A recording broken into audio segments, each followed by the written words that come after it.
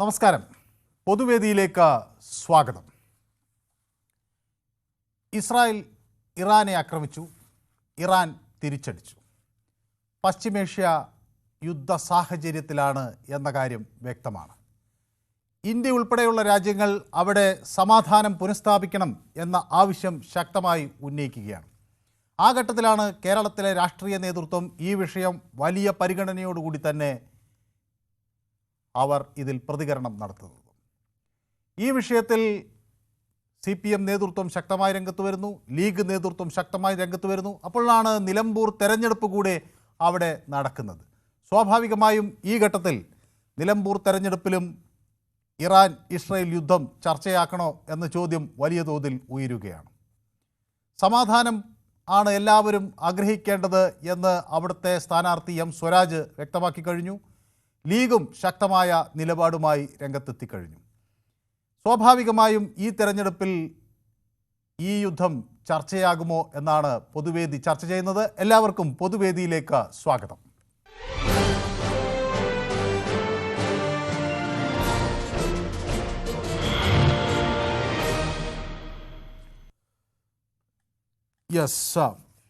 സ്വാഭാവികമായും ഇത്ര വലിയ ഒരു ആക്രമണം നടക്കുമ്പോൾ അത് ലോകരാജ്യങ്ങളെല്ലാം ചർച്ച ചെയ്യും.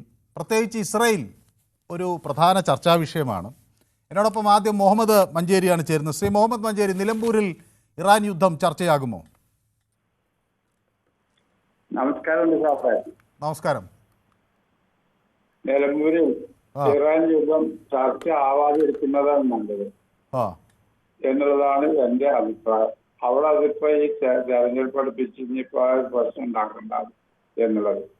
അതായത് അതില്ലാതെ പോവുകയാണെന്നുണ്ടെങ്കിലാണ് ഏറ്റവും ഭംഗിയായി അവിടെ നടക്കുക. ഒരു കൂട്ടര് അനുകൂലിക്കുന്നവരുണ്ടാവും, ഒരു കൂട്ടര് എതിർക്കുന്നവരും ഉണ്ടാവും. അപ്പൊ അതൊരു വലിയ പ്രശ്നങ്ങൾ ഇനി കൂടുതലായി ഇതാവും. ഇപ്പൊ തന്നെ വെട്ടി വിവാദം വന്നിങ്ങനെ. അപ്പൊ ഇനി ഓരോ വിവാദങ്ങളും ഇങ്ങനെ വന്നുകൊണ്ടിരിക്കും. അതുകൊണ്ട് എന്റെ അഭിപ്രായം കൂടുതലും ഇതാണ്. ശരി, വ്യക്തമാണ്. താങ്കളുടെ അഭിപ്രായം വ്യക്തമാണ്. മോഹൻദാസ് എന്നോടൊപ്പം ചേരുന്നത് ആലത്തൂരിൽ നിന്നാണ്. ശ്രീ മോഹൻദാസിന് എന്ത് തോന്നുന്നു? ഈ തെരഞ്ഞെടുപ്പിൽ ഇത് വലിയ വിഷയമായി ചർച്ച ചെയ്യേണ്ട ഒന്നാണോ? സുപ്രധാനമായ പല ഇറാനിയൻ നേതാക്കളും കൊല്ലപ്പെട്ടിരിക്കുന്നു. അവിടുത്തെ chief commander of Islamic revolution guard കോറിൻ്റെ മേജർ ജനറൽ ഹുസൈൻ സലാമി ഉൾപ്പെടെയുള്ളവരാണ് കൊല്ലപ്പെട്ടിരിക്കുന്നത്. അത് കേരളത്തിൽ വലിയ തോതിൽ ചർച്ചയാകുന്നുണ്ട്. കേരള രാഷ്ട്രീയ നേതാക്കൾ ഈ വിഷയം ഏറ്റെടുക്കുന്നുണ്ട്. ഇത് നിലമ്പൂർ തെരഞ്ഞെടുപ്പിൽ ഒരു പ്രധാന ചർച്ചാ വിഷയമാകും എന്ന് കരുതേണ്ടതുണ്ടോ? നമസ്കാരം മനു. നമസ്കാരം. നമ്മുടെ പ്രൊഡ്യൂസർ പ്രവീണിക്ക് ഒരു ബിഗ് ഹൈ കൊടുക്കണം. പ്രവീണ ഇതിൻ്റെ നേതൃത്വം ഏറ്റെടുത്ത് ഇന്നും രംഗത്തുണ്ട്. എന്തുപറ്റി പ്രവീണയെ പെട്ടെന്ന് അനുമോദിക്കാൻ കാരണം? അല്ല, ഈ സംഗതികൾ മുഴുവൻ ഇങ്ങനെ വളരെ മനോഹരമായിട്ട് വരിക, ഞങ്ങളൊക്കെ സംസാരിക്കാൻ പെർമിഷൻ തരിക, മനുവിനും കിരണിനും അതുകൊണ്ട് ഫ്രീഡം തരുന്നു. അതുകൊണ്ട് പറഞ്ഞു നല്ലൊരു പ്രൊഡ്യൂസർ. ശരി. പ്രവീണ നമ്മുടെ ഇവിടുത്തെ വളരെ എനർജറ്റിക് ആയിട്ടുള്ള ഒരു പ്രൊഡ്യൂസറാണ്. പ്രവീണയ്ക്ക് ഇപ്പോൾ പല ആരാധകരുടെ എണ്ണം കൂടി വരികയാണ്. അത് ഞങ്ങളെ ചെറുതായെങ്കിലും അസൂയൊക്കെ ഉണ്ട് ഞങ്ങൾക്കും. അല്ലല്ല, മനുവും കിരണും താർക്കല്ലേ, അത് വേറൊരു കാര്യം. അല്ല, അങ്ങനെ പറഞ്ഞാൽ പറ്റില്ല. മനുവാണോ കിരണിനാണോ ശ്രീ മോഹൻദാസ് ആലത്തൂരിൽ കൂടുതൽ ഇഷ്ടം? എനിക്ക് ഒരു 90% മനുവിന് തന്നെയാണ്. ഞാനുള്ളത് കൊണ്ട് പറഞ്ഞതാണ്. ആവശ്യമൊന്നുമില്ല. കാരണം നമ്മൾ രണ്ടുപേരും ഒരു മറ്റേ എന്താ പറയാ, ഒരു ഊരിൽ നിന്ന് കാട്ടിലേക്ക് വന്ന ആൾക്കാരാണ്. അതായത് ഞാൻ തൃശ്ശൂരുകാരനാ, പാലക്കാട്ടിലേക്ക് വന്നു. മനു കണ്ണൂരിൽ നിന്ന് പാലക്കാട്ടിലേക്ക് വന്നു. അതാണ് എനിക്ക് പറയാൻ വിട്ടുപോയ കാര്യം. ഞാനിത് തമാശക്ക് ചോദിച്ചോ. ഞാൻ വിചാരിച്ചു മോഹൻദാസ് ഞങ്ങളെ ഇതിലാണ് എനിക്ക് സന്തോഷം. ഇതാണ് ഈ 1 മണിക്കൂർ എന്റെ ആകെയുള്ളൊരു എന്താ പറയാ എന്റർടൈൻമെന്റ് എന്ന് പറഞ്ഞാല് ഇതാണ്. അപ്പൊ ഞാൻ മുമ്പ് ആകാശവാണിയിൽ കുറെ പ്രോഗ്രാം അവതരിപ്പിച്ചപ്പോ നമ്മുടെ SK ഉണ്ടായിരുന്നു അവിടെ. അവൻ പ്രോഗ്രാം എക്സിക്യൂട്ടീവ് ആയിരുന്നു. അപ്പൊ ഞാൻ ഇന്നും അത് ആലോചിച്ചത്. അപ്പോഴാണ് പ്രവീണെ ഞാൻ ഒന്ന് കമ്പയർ ചെയ്ത് പറഞ്ഞത്. കുഴപ്പമില്ല, നല്ല ആൾക്കാരാണ്. അപ്പൊ ഞാൻ ഒരു പ്രത്യേകത, പ്രവീണ എത്ര തന്നെ പ്രകോപിതയായാലും ആരോടും ദേഷ്യപ്പെടില്ല. വളരെ ശാന്തമായി, വളരെ സ്ട്രെസ് ഫ്രീ ആയിട്ടുള്ള ആളാണ്. ആരോടും ഇതുവരെ പ്രവീണ, എത്രയോ വർഷങ്ങളായ പ്രവീണ കാണുന്നു, വരെ ആരോടും പ്രവീണ ദേഷ്യപ്പെട്ടു എന്ന ഒരു സാഹചര്യം ഉണ്ടായിട്ടില്ല. പക്ഷെ ഞാൻ പലപ്പോഴും അങ്ങോട്ടൊക്കെ ദേഷ്യപ്പെടും. എന്നാലും പ്രവീണ വളരെ ശാന്തമായി അത് പ്രതികരിക്കുന്ന ഒരാളാണ്. അതാണ് അത്ര ഭംഗിയായിട്ട് മുന്നോട്ട് പോകണം. ഞാൻ ഒരു സെക്കൻഡ് ഒരു സ്ഥാനം പറഞ്ഞിട്ടുണ്ട്. ഞാൻ വിശദീകരിക്കൊന്നും വരില്ല. അത് വിഷയം വേറെ മഹാന്മാര് സംസാരിച്ചോട്ടെ. ഭൂഗോളം സ്പന്ദിക്കുന്നത് രാഷ്ട്രീയം കൊണ്ടാണ്.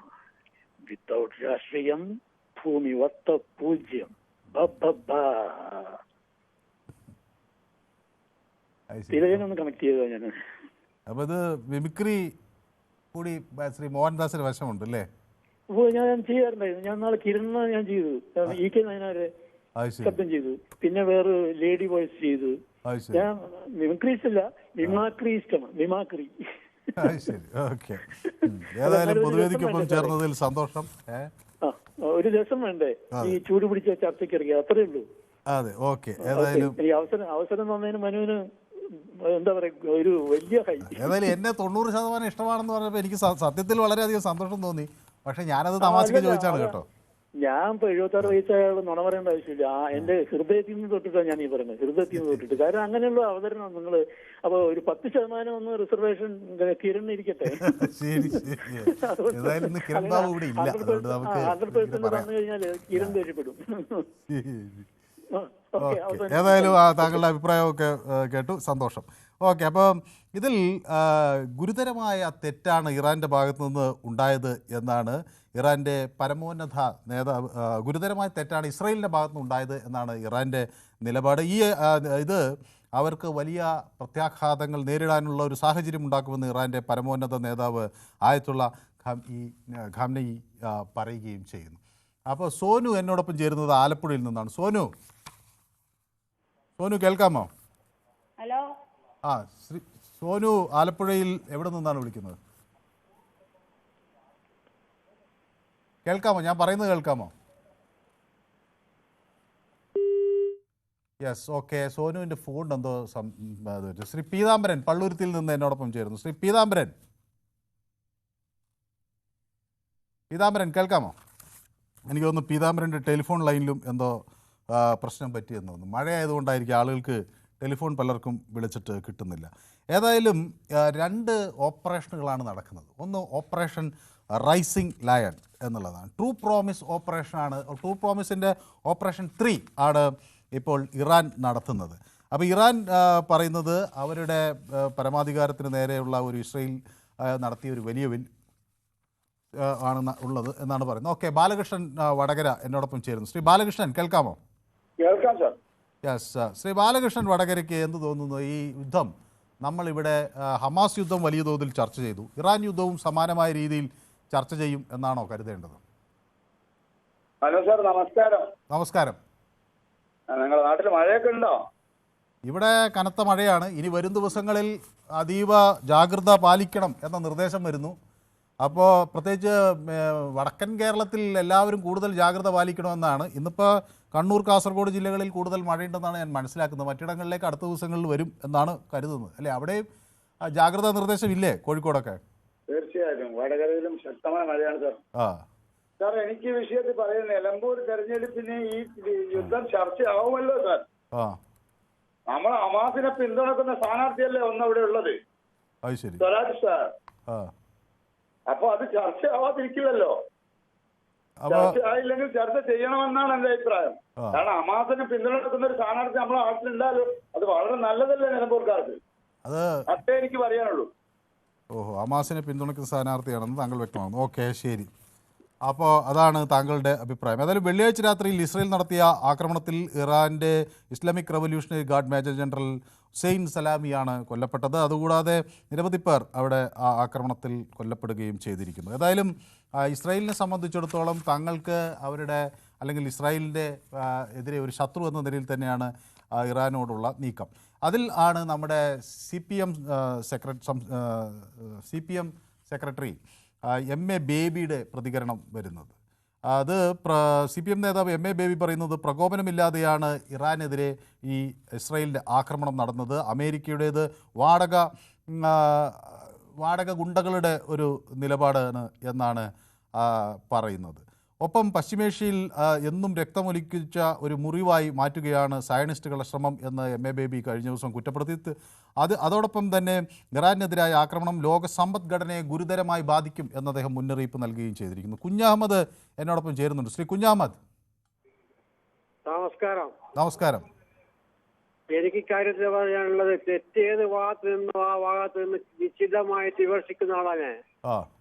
ഇതാദ്യം തോണ്ടിയിട്ടത് നമ്മുടെ ഇസ്രായേലാ. അതിനുശേഷമാണ് യുദ്ധം അങ്ങോട്ടും ഇങ്ങോട്ടും ആക്രമണം ഉണ്ടായത്. പക്ഷെ ഈ കാര്യത്തിൽ ആദ്യം പ്രതികരിച്ചത് കേരളത്തിലെ മുഖ്യമന്ത്രി പിണറായി വിജയനാണ്. ഇടതുപക്ഷ നേതാക്കന്മാർക്ക് ശക്തിമത്ത പ്രതിഷേധത്തിലുണ്ട്. നിലമ്പൂരിൽ തെരഞ്ഞെടുപ്പിന്റെ പശ്ചാത്തലം എന്ന് പറഞ്ഞാൽ അത് നമുക്ക് മനസ്സുകൊണ്ട് വിചാരിച്ചാൽ പലതും ചിന്തിക്കാറുണ്ട്. അതിൽ ഈ ഹമാസിനായിട്ടുള്ള നിലപാടെടുത്ത സ്ഥാനാർത്ഥിയാണ്. കാര്യങ്ങൾ നോക്കി വിശദമായിട്ട് വിമർശിക്കുന്ന ആളാ സ്വരാജ്. ആ സ്വരാജ് വമ്പിച്ച ഭൂരിപക്ഷത്തോടെ നിലമ്പൂരിൽ തെരഞ്ഞെടുക്കപ്പെടും, അത് ഉറപ്പാ. ആ നിലപാട്, ഈ സ്വരാജിന്റെ ഈ വിഷയത്തിലുള്ള നിലപാട് അദ്ദേഹത്തിന് ഗുണകരമാകുമോ ദോഷകരമാകുമോ? ഗുണമാകുമെന്നാണ് എനിക്ക് കരുതുന്നത് അല്ലേ? ഓക്കെ, ഏതായാലും കുഞ്ഞാമത് ഒരു പാർട്ടി മെമ്പറാണ്. അപ്പോൾ സ്വാഭാവികമായും അദ്ദേഹത്തിൻ്റെ സ്ഥാനാർത്ഥി ജയിക്കുമെന്ന വലിയ പ്രതീക്ഷയാണ് ഉള്ളത്. കണ്ണൻ ആലപ്പുഴയിൽ നിന്ന് എന്നോടൊപ്പം ചേരുന്നു. കണ്ണൻ, കഴിഞ്ഞ ദിവസം നമ്മൾ ടെലിഫോണിൽ എന്തോ പ്രശ്നം പറ്റിയെന്ന് തോന്നുന്നു അല്ലേ സംസാരിച്ചുകൊണ്ടിരിക്കുമ്പോൾ? ഞാൻ ഇന്നലെ 2-3 തവണ കിട്ടിയിട്ട് പിന്നെ കട്ടായി പോവുമായിരുന്നു സാർ. അതെന്ത്, ഈ മഴ കൊണ്ടാണെന്നാണ് എനിക്ക് തോന്നുന്നത് അല്ലേ? ടെലിഫോൺ ബന്ധം തകരാറിലാകുന്നു. അതെന്താന്ന് എനിക്കറിയില്ല. അപ്പം എനിക്ക് സാറേ ഇതിനെ കുറിച്ച് പറയാനുള്ളത് എന്തോ എനിക്കറിയില്ല, കണ്ണൻ്റെ ടെലിഫോൺ ലൈൻ എന്തോ പ്രശ്നം സംഭവിക്കുന്നു എന്നാണ് എനിക്ക് മനസ്സിലാകുന്നത്. ഏതായാലും ഈ അറബ് മേഖലയിലെ ഒരു സാമ്രാജ്യത്വ പോലീസായി മാറുകയാണ് ഇസ്രായേൽ എന്നാണ് പ്രകാശ് കാരാട്ടിൻ്റെ ആരോപണം. തൃശ്ശൂരിൽ നടക്കുന്ന EMS സ്മൃതിയിൽ വളരുന്ന അസമത്വം എന്ന വിഷയത്തിൽ കഴിഞ്ഞ ദിവസം അദ്ദേഹം സംസാരിച്ചു. ആ ഘട്ടത്തിലാണ് ഈ ഒരു ആക്ഷേപം ഉന്നയിക്കുന്നത്. ഇസ്രായേൽ അധിനിവേശം വ്യാപിക്കുന്നതിൻ്റെ സൂചനയാണ് ഇറാനു നേരെ നടത്തിയ ആക്രമണം എന്ന് പറയുന്നു. അമേരിക്കയിൽ ട്രംപ് 2ാം വട്ടം അധികാരത്തിൽ ശേഷമുണ്ടായ നയമാറ്റമാണ് ഈ അന്താരാഷ്ട്ര ബന്ധങ്ങളിൽ വലിയ മാറ്റങ്ങൾക്കിടയാക്കിയത് എന്നും പറയുന്നു. അമേരിക്കയുടെ ഈ നഷ്ടപ്രതാപം വീണ്ടെടുക്കാനെന്ന പേരിൽ ആക്രമണോത്സുകത സാമ്പത്തിക നയങ്ങളാണ് നടപ്പിലാക്കുന്നത് എന്നാണ് അദ്ദേഹം പറയുന്നത്. മധു എന്നൊരു പ്രേക്ഷകൻ എന്നോടൊപ്പം ചേരുന്നത് പയ്യോളിയിൽ നിന്നാണ്. മധു, കേൾക്കാമോ? ഓക്കെ സാർ, പറയാം. ശ്രീ മധു, എന്ത് കരുതുന്നു? കേരളം വലിയ തോതിൽ ഈ ഇറാൻ ഇസ്രായേൽ യുദ്ധം ചർച്ച ചെയ്യുമോ? ഈ തെരഞ്ഞെടുപ്പിൽ അത് എന്ത് പ്രതിഫലനങ്ങൾ ഉണ്ടാക്കുമെന്നാണ് മധു കരുതുന്നത്? ഇതിൽ ആദ്യമായി പറയേണ്ടത് സാർ, ഈ നിലമ്പൂർ ഇലക്ഷൻ എന്തിനു വേണ്ടിയിട്ടാണ്, അതാണ് ചർച്ച ചെയ്യേണ്ടത്. കാരണം ഈ ഇറാൻ ഇസ്രായേൽ യുദ്ധമെല്ലാം ഇവിടെ കൊണ്ടുവരുന്നത് ഏത് കൊച്ചു കുട്ടികൾക്കും അറിയാം എന്തിനാണ് അതിന്റെ പോളിറ്റിക്സ് എന്നുള്ളത്. ആദ്യം അതിൽ പറയേണ്ടത് നിലമ്പൂർ ഇലക്ഷന് വേണ്ടിയാണ് ഇത്രയും സന്നാഹങ്ങളെല്ലാം ചെയ്ത് ഇതുവരെ ഉറങ്ങിക്കിടന്ന കുറച്ച് നേതാക്കന്മാർക്കൊരു ജോലി ഉണ്ടാക്കുക മാത്രമുള്ള ഒരു വേദി മാത്രമാണിത്. അതുകൊണ്ട് പ്രത്യേകിച്ച് ഒരു കാര്യമില്ല. ഭരണകക്ഷിയിലുള്ള ഒരു MLA അയാൾക്ക് കാര്യങ്ങളൊന്നും നടക്കാത്തപ്പോ അതിൽ നിന്ന് രാജിവെച്ച് വീണ്ടും അയാൾ മത്സരിക്കുക, ഇതൊക്കെ എന്ന് പറഞ്ഞാല് ഒരു ജനാധിപത്യത്തിന്റെ ഏറ്റവും വൾഗറായ ഒരു സംഭവമാണ് സാർ. അതില് കൂട്ടിച്ചേർത്തതാണ് ഈ ഭരണകക്ഷി നേതാക്കൾ പറയുന്നത് ഹമാസിന്റെയും ഈ ഇസ്രായേൽ ഇറാൻ യുദ്ധമെല്ലാം ഈ നിലമ്പൂരിൽ കൊണ്ടുവച്ചത്. ജനങ്ങളെ ജീവൽ പ്രശ്നങ്ങൾ പലതുമുണ്ട്. അതായത് ക്ഷേമ പെൻഷനുകളെല്ലാം എന്ന് പറഞ്ഞാല് അധ്വാനിച്ചുണ്ടാക്കിയ ക്ഷേമ പെൻഷനുകൾ കുടിശ്ശികയായിട്ട് മാസങ്ങളായി. അതൊന്നും തിരിച്ചു നൽകാതെ ഇത്തരത്തില് വളരെ വൾഗറായിട്ട് അങ്ങ് എവിടെയോ നടക്കുന്ന ഹമാസിനെ എല്ലാം ഇവിടെ കൊണ്ടുവരുന്നതിന്റെ രാഷ്ട്രീയം ജനങ്ങൾ മനസ്സിലാക്കണം. ഇത് വളരെ തെറ്റാണ്. ശരി, വ്യക്തമാണ് താങ്കളുടെ അഭിപ്രായം. അപ്പോൾ ഷിജു എന്നോടൊപ്പം ചേരുന്നിട്ടുണ്ട്. ബാലകൃഷ്ണൻ വല്ലാതെ തിളയ്ക്കുന്നു എന്നാണ് ഷിജുവിന്. എന്താണ് അദ്ദേഹത്തിനോട് ഒരു വിയോജിപ്പുണ്ടെന്നോ? അതായത് സുനിൽകുമാർ എനിക്ക് നമസ്കാരം പറയുന്നുണ്ട്. സുനിൽ നമസ്കാരം എന്ന് ഞാനും പറയുന്നു. ഹെനൻ ഹരിദാസ് എന്നോടൊപ്പം ചേർന്നാണ്. ഹെനൻ നമ്മുടെ ഒരു സ്ഥിരം പ്രേക്ഷകനാണ്. ഉറപ്പായിട്ടും മതം പറഞ്ഞ് വോട്ട് വാങ്ങുന്നവർ ഇത് ഉപയോഗിക്കാതെ വിടുമോ എന്നാണ് ചോദിക്കുന്നത്. അക്ബർ KK എന്നോടൊപ്പം ചേർന്നിട്ടുണ്ട്. സെബാസ്റ്റ്യൻ ചിറമേൽ നമ്മുടെ SDPI മഹാത്ഭുതം, എനിക്കും കിട്ടണം വോട്ട് എന്നാണ് സതീഷിൻ്റെ നിലപാട് എന്ന് പരിഹസിക്കുന്നു. ഗോളാന്തരം നമുക്കൊപ്പം ചേർന്നിട്ടുണ്ട്. ഓക്കെ, സുനിമോൾ എന്നോടൊപ്പം ചേർന്നിട്ടുണ്ട്. സുനിൽകുമാർ ഉണ്ട്. മോഹൻ ES പറയുന്നത് ഷിയാക്കൾ മരിച്ചാൽ സുന്നികൾക്ക് എന്ത് കുഴപ്പം എന്ന് ചോദിക്കുന്നു. മനുഷ്യരാണ് എല്ലാവരും. അപ്പോൾ സിയാക്കളായാലും സുന്നികളായാലും ആളുകൾ മരിക്കുന്നതിനോടും യുദ്ധം പടരുന്നതിനോടും വ്യാപിക്കുന്നതിനോടും ആർക്കും യോജിക്കാൻ കഴിയില്ല. ചില അനിവാര്യ ഘട്ടങ്ങളിൽ ആ രാജ്യങ്ങൾ യുദ്ധത്തിലേക്ക് നിർബന്ധിതമായി വലിച്ചിഴക്കപ്പെടുന്നു എന്നൊരു സാഹചര്യമാണുള്ളത്. സുധാകരൻ എന്നൊരു പ്രേക്ഷകൻ എന്നോടൊപ്പം ചേരുന്നത് തലശ്ശേരിയിൽ നിന്നാണ്. എവിടുന്നാ ശ്രീ സുധാകരൻ? ദിവാകരൻ. ശരി. പക്ഷേ ഇവിടെ എഴുതിയത് സുധാകരൻ എന്നായിപ്പോ. എനിക്ക് തോന്നുന്നു അവിടെ ഇരിക്കുന്ന ആൾക്ക് തെറ്റുപറ്റി.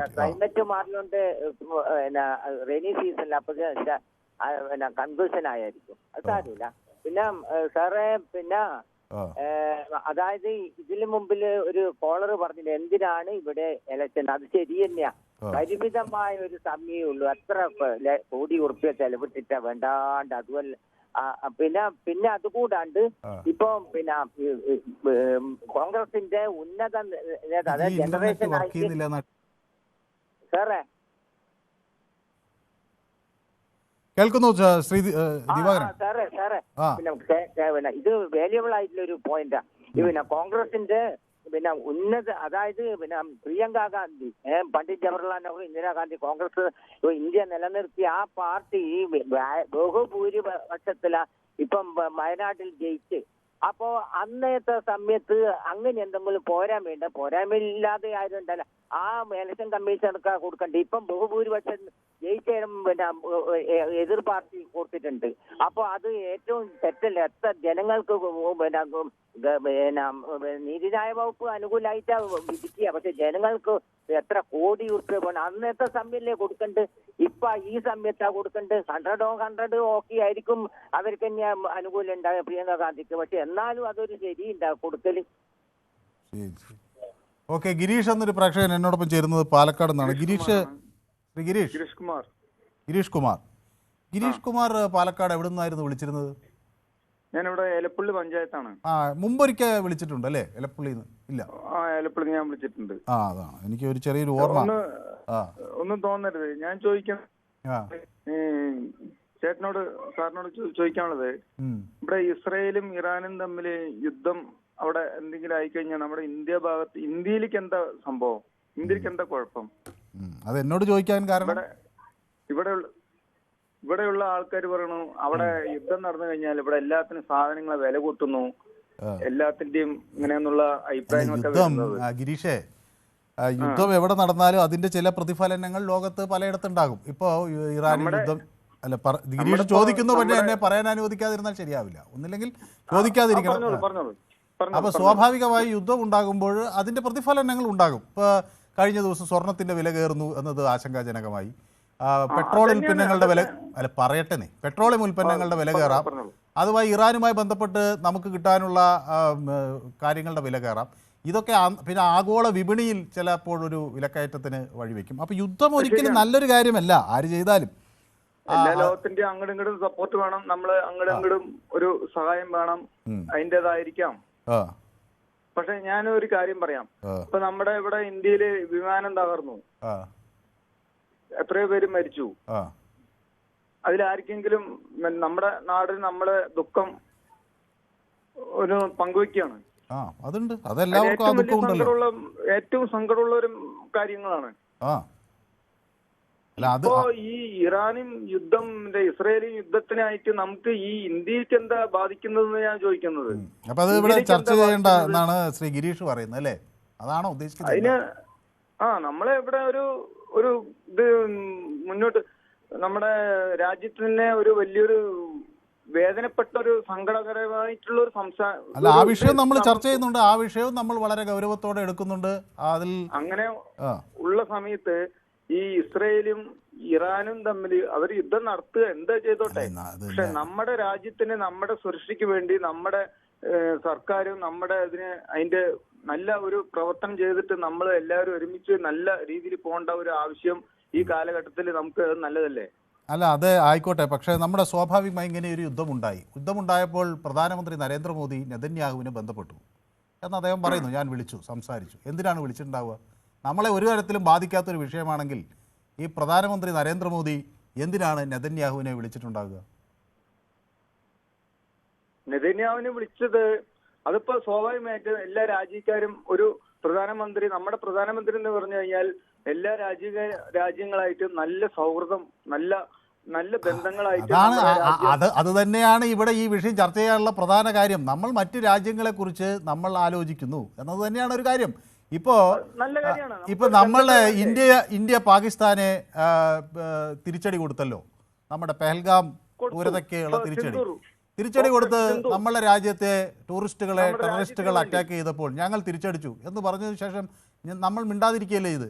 നമ്മളൊരു ഡിപ്ലോമാറ്റിക് ഔട്ട്റീച്ച് നടത്തി. നമ്മുടെ വിവിധ പാർലമെന്റേറിയന്മാർ സത്യമാണ്.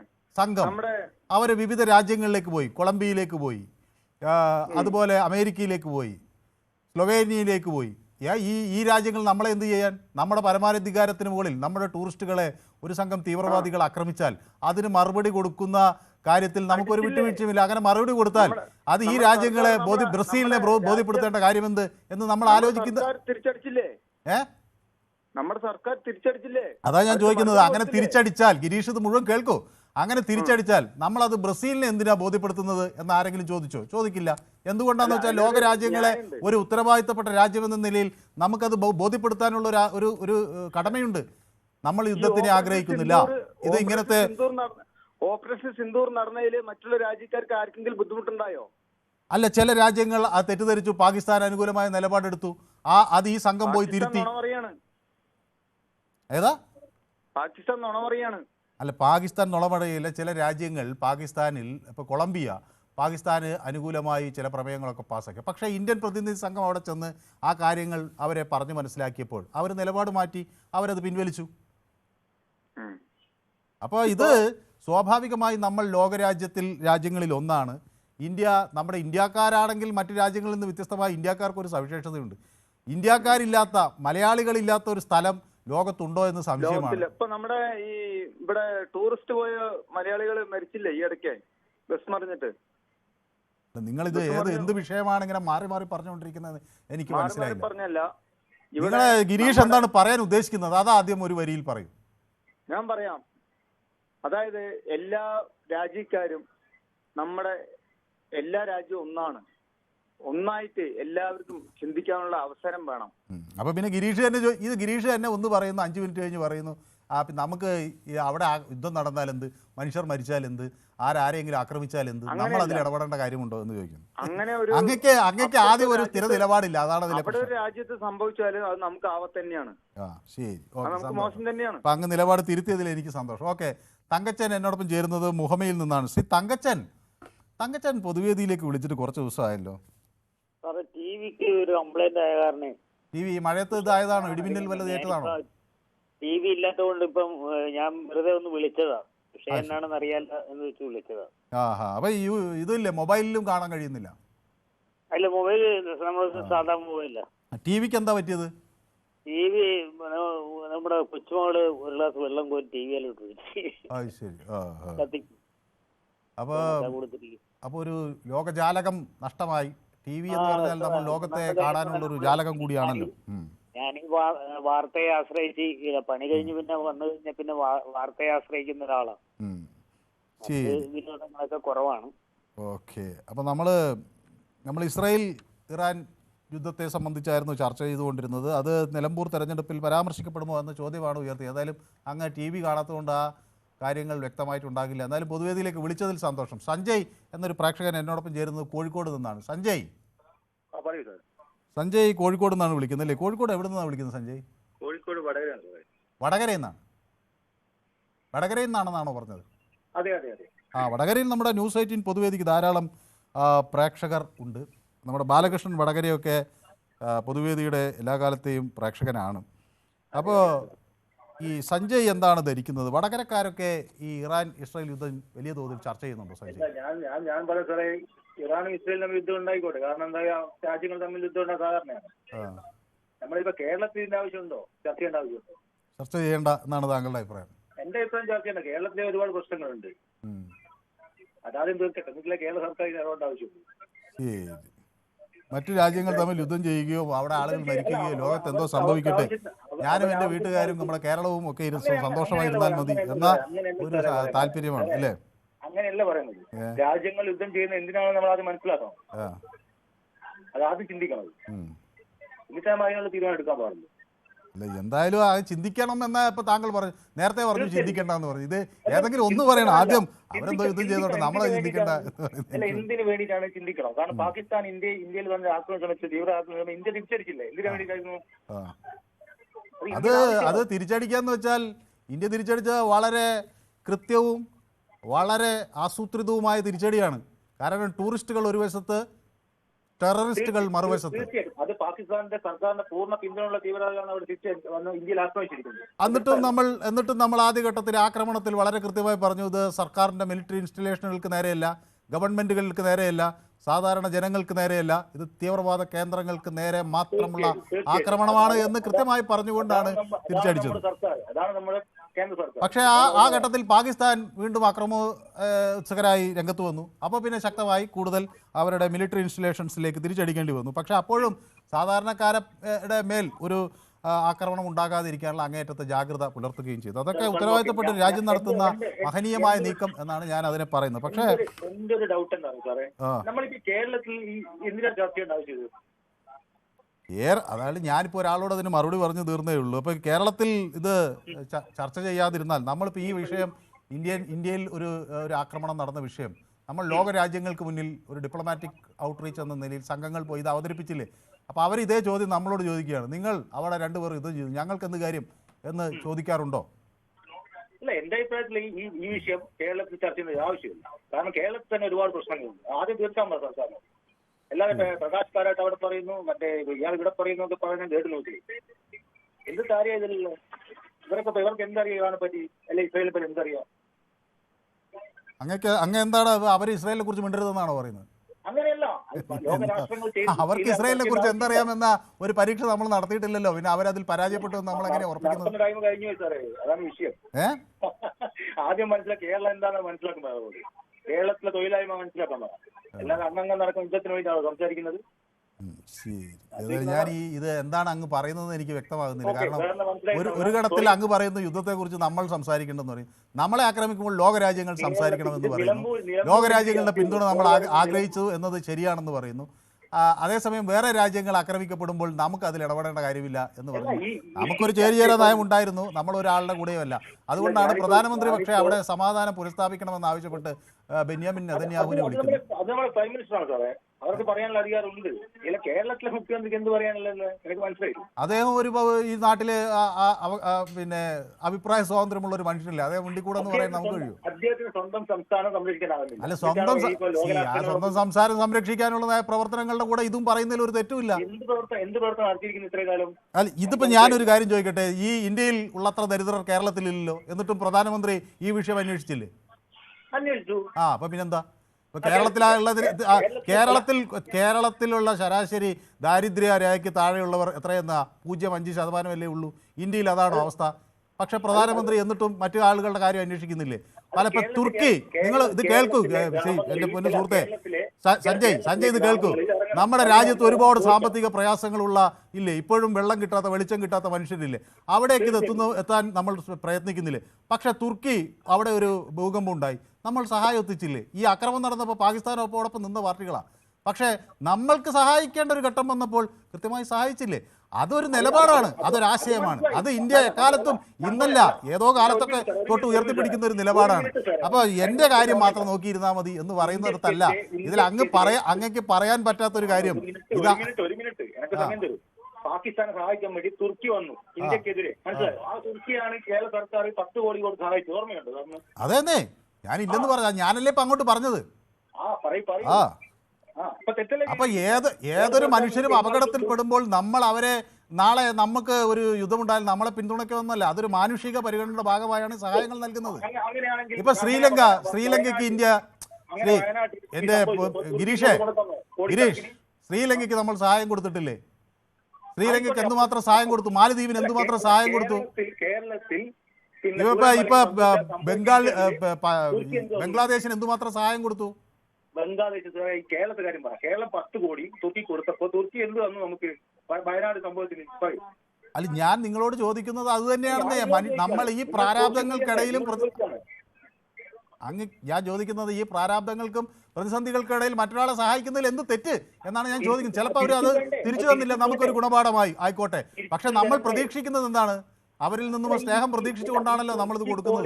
രാജ്യങ്ങൾക്ക് കൊടുക്കാൻ കേരളത്തിലൊക്കെ പൈസ ഉണ്ടോ സാറേ? നമ്മൾ കേരളം ഞാൻ പറയുന്നത് അത് കൊടുത്തല്ലോ. ഇപ്പൊ ഇന്ത്യ രാജ്യം കോവിഡ് വന്നപ്പോൾ നമ്മുടെ എത്രയോ ആളുകൾ മരിച്ചില്ലേ? എന്നിട്ട് നമ്മൾ ലോകത്തുള്ള മറ്റു രാജ്യങ്ങൾക്ക് മരുന്ന് കൊടുത്തില്ലേ? അല്ല സാറേ, ഇവിടെ വിധവാ പെൻഷൻ വരെ കൊടുക്കുന്നില്ല കേരള സർക്കാർ. എന്നിട്ടാണ് ഈ അല്ല, അത് ഞാൻ പറയുന്നത്, അത് ഈ ഗിരീഷിന് ഇത് അങ്ങോട്ട് പറയുന്നത് മനസ്സിലാകാത്തതിന് ശ്രദ്ധിക്കാത്തതിന്റെ പ്രശ്നമാണ്. ഈ രാജ്യത്ത് അതിനേക്കാൾ പ്രശ്നമുണ്ട്. കേരളത്തിലെ ഒരു ഗിരീഷേ, ഞാൻ ഒരു കാര്യം ഗിരീഷിനോട് ചോദിക്കട്ടെ, കേരളത്തിലാണോ ദാരിദ്ര്യം കൂടുതൽ അതോ ഇന്ത്യയുടെ മറ്റു ഭാഗങ്ങളിലാണോ ദാരിദ്ര്യം കൂടുതൽ? ഇന്ത്യയിലെ മറ്റു ഭാഗങ്ങളാണ് ആണല്ലോ. എന്നിട്ടും നമ്മൾ മറ്റു രാജ്യങ്ങളെ സഹായിക്കുന്നില്ലേ? ഇന്ത്യ എന്ന രാജ്യം ഇതിന് മറുപടി പറയുന്നേ, ചോദിക്കുമ്പോൾ അങ്ങോട്ടും ഇങ്ങോട്ട് ഗോൾ പോസ്റ്റ് മാറ്റണ്ട. എന്നിട്ട് മറ്റു രാജ്യങ്ങളെ സഹായിക്കുന്നില്ലേ? ഇല്ലേ? പിന്നെന്താ, അത് ആളുകൾ സഹായിക്കുന്നത്. അതൊരു നല്ല ഗുഡ് വിൽ എന്നാണ് അവർ പറയുന്നത്. നല്ല മനസ്സിന്റെ ഉടമകളായ ഒരു രാജ്യം അങ്ങനെയാണ് ചെയ്യേണ്ടത്. അല്ലാതെ എനിക്കെന്ത് ലാഭമെന്ന് എല്ലാ ഘട്ടത്തിലും ആലോചിക്കുന്നവരല്ല ഇന്ത്യക്കാർ. ഇത് ഈ ബേസിക്കായ കാര്യമെങ്കിലും മനസ്സിലാക്കാതെ അങ്ങ് ഇത് എന്താണ് പറയുന്നതെന്ന് അങ്ങയ്ക്കും ഒന്നും വ്യക്തമാകുന്നില്ല. ഇതിപ്പോ എനിക്ക് യൂട്യൂബിൽ കമന്റ് വരികയാണ്, ഗിരീഷ് എന്താണ് പറയുന്നതെന്ന് ഗിരീഷിന് അറിയില്ല എന്ന് നേരത്തെ പറഞ്ഞു. അത് നേരത്തെ ഇതേ ആർഗ്യുമെന്റുമായി വന്ന ഒരാളാണ്. എന്താ പറയുന്നതെന്ന് അറിയും. ആദ്യം ഒന്ന് പറയുന്നു, അവസാനമായപ്പോൾ എല്ലായിടത്തും സമാധാനം വേണമെന്ന് ഉള്ള അഭിപ്രായം പറഞ്ഞു. അതേപോലെ ഇപ്പൊ സഞ്ജയും സമാനമായ ആർഗ്യുമെന്റ് തന്നെയാണ്. ഇന്ത്യക്കെതിരെ വന്ന തുർക്കിയെ CPM ഇപ്പോഴല്ലേ ഇന്ത്യക്കെതിരെ വന്നത്? എന്തുകൊണ്ട് അപ്പൊ കേരളത്തിൽ ഈ സംഭവ സമയത്ത് തുർക്കി എന്തെങ്കിലും സഹായം തന്നിട്ടുണ്ടോ? സഹായം തന്നില്ല. അതാണോ ശരി? അപ്പൊ അത് ആരെ ആലോചിക്കേണ്ടത്? തുർക്കിയും കൂടിയല്ലേ ആലോചിക്കേണ്ടത്? അത് ചർച്ച ചെയ്യും. എന്നിട്ട് അതും ചർച്ച ചെയ്തിട്ടുണ്ട്. അത് എത്രയോ തവണ ചർച്ച ചെയ്തിട്ടുണ്ട്. അങ്ങ് ആ സമയത്ത് ടെലിവിഷൻ കാണാത്തതിന് ഞാൻ എന്ത് പറയാനാണ്? അങ്ങ് ഇസ്രായേൽ ഇറാൻ അടിക്കുന്നതിന് ഇന്ത്യ കേരളത്തിൽ നിന്ന് എന്ത് ചർച്ച ചെയ്യാനാണ് സാർ ഇത്? ഞാൻ ചോദിച്ചോ ഇസ്രായേൽ എന്തിനാ അടിക്കുന്നതെന്ന് ചോദിച്ചിട്ടുണ്ടോ? കേരളം ഇത് ചർച്ച ചെയ്യുമോ എന്നല്ലേ ചോദിച്ചത്? പാലക്കാട് പയ്യോളം വിളിക്കുന്ന ഓരോ ചങ്ങായികൾ എന്ത് കറക്റ്റാ സംസാരിക്കുന്നത്? മനസ്സിലായിട്ടില്ല. അല്ല, നിങ്ങൾക്ക് മാത്രം സംസാരിച്ചാൽ മതിയെന്ന് എന്തെങ്കിലും ആരെങ്കിലും ഇവിടെ ഭരണഘടനയിൽ എഴുതി വെച്ചിട്ടുണ്ടോ? അവർക്ക് സംസാരിച്ചൂടെ? ശരി, സന്തോഷം. ഇത് വല്ലാത്ത അസഹിഷ്ണുതയാണ്. ഞങ്ങൾ ഉദ്ദേശിക്കുന്ന കാര്യങ്ങൾ മാത്രം അങ്ങനെ നടന്നു കിട്ടിയാൽ മതി. അത് യാതൊരു തരത്തിലും അംഗീകരിക്കാൻ കഴിയില്ല. പൊതുവേദിയുടെ ഒരു ശക്തമായ നിലപാട് തന്നെ അതാണ്. ബിജി പണിക്കർ എന്നോടൊപ്പം ചേരുന്നത് പാലയിൽ നിന്നാണ്. ശ്രീ ബിജി. യെസ്, ബിജി എന്ത് കരുതുന്നു? ഈ തെരഞ്ഞെടുപ്പ് ഈ വിഷയം ഗൗരവത്തിൽ ചർച്ച ചെയ്യും എന്നാണോ, അതോ ഇത് പ്രാദേശിക വിഷയങ്ങളായിരിക്കുമോ കൂടുതൽ ചർച്ച ചെയ്യുക?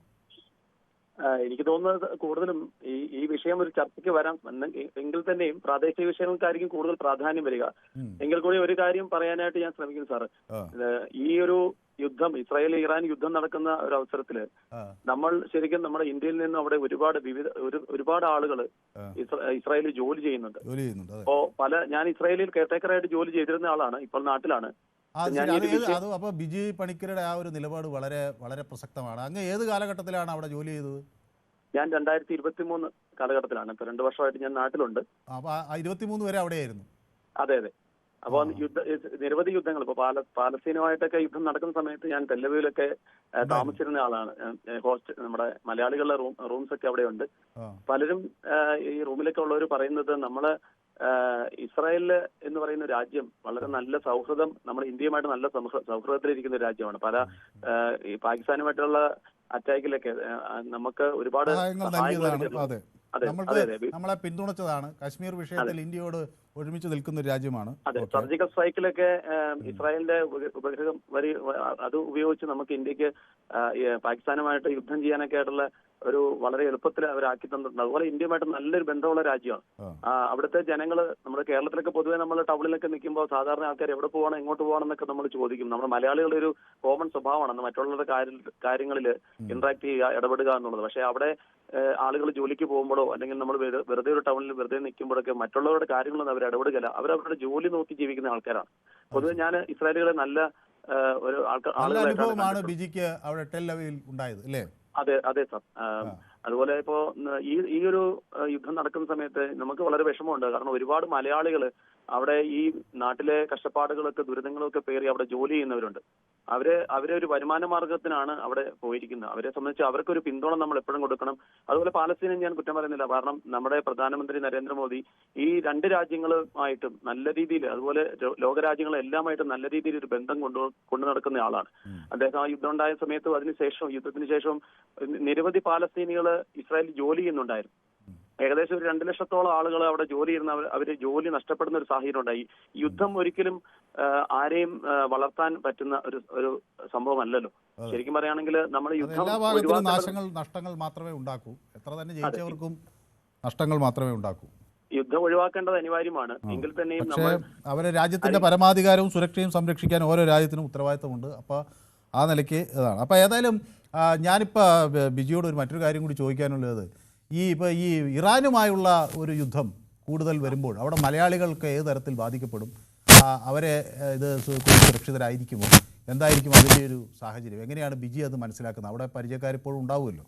ഉണ്ട് സാർ. ഞാൻ നമ്മുടെ മലയാളികൾ താമസിക്കുന്ന റൂമിലൊക്കെ എല്ലാ ആഴ്ചകളിലും താമസിക്കാറുണ്ട്. അതുപോലെ കൂടുതൽ സമയം അവിടെ ചെലവഴിക്കേണ്ടിയൊക്കെ ഉണ്ട്. ടെലവീവ്, അതുപോലെ രഹോവത്ത് തുടങ്ങിയ സ്ഥലങ്ങളിലൊക്കെ. ഞാൻ രഹോവത്തിലായിരുന്നു എന്റെ ജോലി. ശരിക്കും നമ്മള് അവിടെയുള്ള മലയാളികൾ ഇവിടെ ഇപ്പൊ നമ്മൾ പറയുന്ന പോലെ ഒരു ജാതിയോ മതമോ അങ്ങനെയൊന്നും നോക്കിയൊന്നല്ല. എല്ലാവരും ഒരേപോലെ ഇന്ത്യയിലെ പൗരന്മാരെന്ന നിലയിൽ തന്നെ എല്ലാവരോടും നല്ല ബന്ധമാണ് കാത്തു സൂക്ഷിക്കുന്നത്.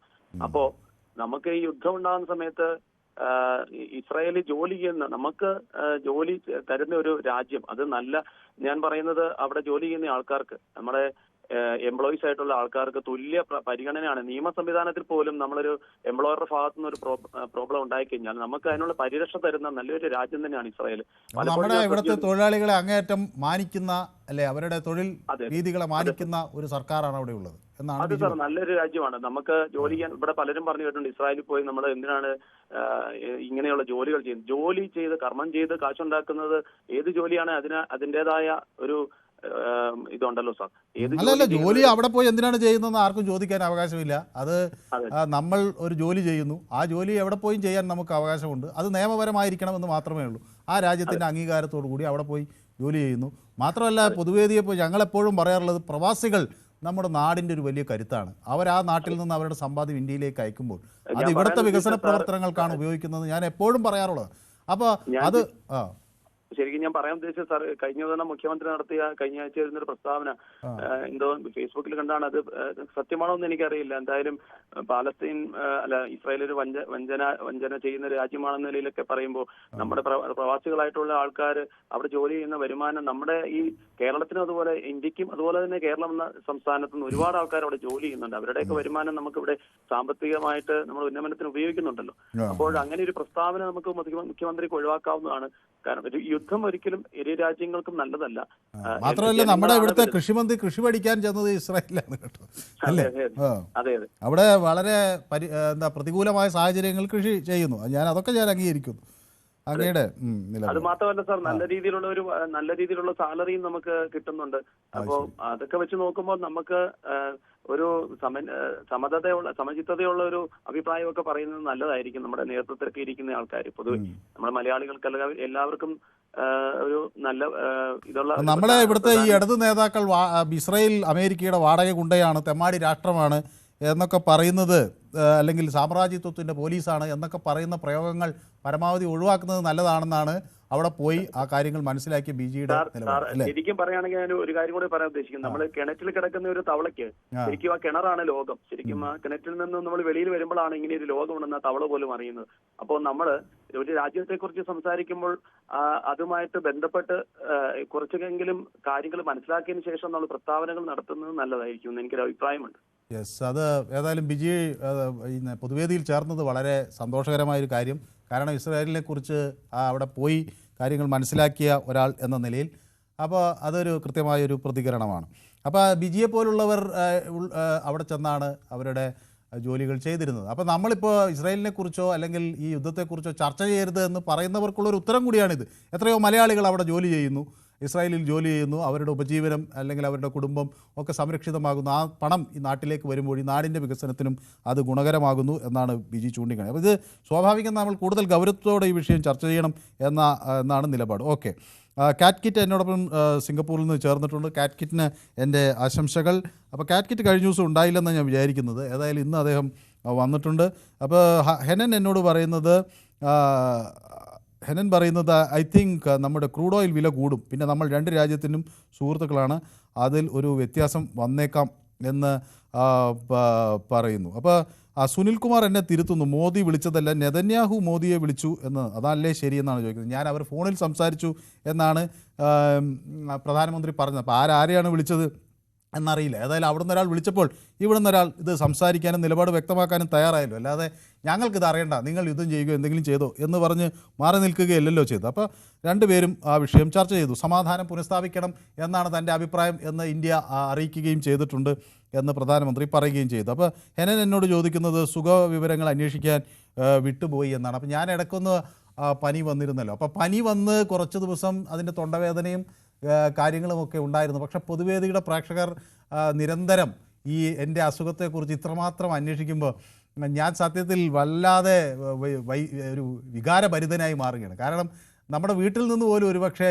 ഇത്രയും തവണ അന്വേഷിച്ചില്ല. ആദ്യത്തെ 2-3 ദിവസമൊക്കെ സുഖമാണോ എന്ന് അന്വേഷിച്ചു, പിന്നെ അത് മാറി കാണും എന്ന് അവർ ധരിക്കുകയാണ്. പക്ഷേ പൊതുവേദിയിലെ പ്രേക്ഷകർ ഇത് കഴിഞ്ഞ് 2 ആഴ്ചയായി, പക്ഷേ തുടർച്ചയായി എൻ്റെ സുഖവിവരങ്ങൾ എന്ത് പറ്റി എന്നൊക്കെ അന്വേഷിക്കുമ്പോൾ സത്യത്തിൽ ഇതൊരു ഹോം എവേ ഫ്രം ഹോം എന്ന ഒരു ഫീലിംഗ് ഉണ്ടാവുകയാണ്. ഇത് മറ്റൊരു കുടുംബാംഗങ്ങൾ ചേർന്ന് നടത്തുന്ന ഒരു സംവാദം പോലെയാണ്. അതിൽ ചില തർക്കങ്ങളൊക്കെ അങ്ങോട്ടും ഇങ്ങോട്ടും ഉണ്ടായെങ്കിലും അതിൽ നമുക്ക് അങ്ങനെയാണ് തോന്നുന്നത്. ഏതായാലും ഇറാൻ ഇസ്രയേലിലേക്ക് കുറച്ച് നാൾ മുമ്പ് ഒരു ആക്രമണം നടത്തിയപ്പോൾ ഇതേ ന്യായീകരണ തൊഴിലാളികളും ലീഗുകാരും അത് തള്ളിപ്പറഞ്ഞിരുന്നല്ലോ എന്നാണ്, പറഞ്ഞില്ലല്ലോ എന്ന് ചോദിക്കുന്നു സുനിൽകുമാർ. ഓക്കെ, രാധാകൃഷ്ണൻ പറയുന്നു Nilambur on vote bank politicians will talk എന്നാണ് പറയുന്നത്.